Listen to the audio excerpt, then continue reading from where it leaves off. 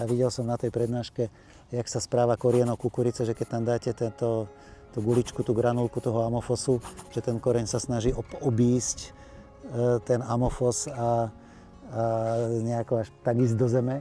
Zásobné hnojenie sme skončili na našom podniku, myslím v 14. alebo 15. roku sme dávali naposledy, neviem či amofos alebo MPKčko.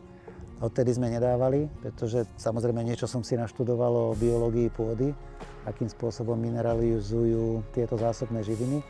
Vlastne sa nám to potvrdilo, pretože rozdiel medzi pôdnymi vzorkami, ktoré sme dávali na UKSUB v roku 2014 a 2020, tak za tých 6 rokov, hoci sme nehnojili zásobným hnojením, draslíkom, fosforom nič, tak v niektorých vzorkách sa nám objavilo vlastne až o 20, niektoré šokujúco o 30% viac fosfor bola tá plodina ako pred tými 6 rokmi, hoci sme ho tam vôbec nedávali.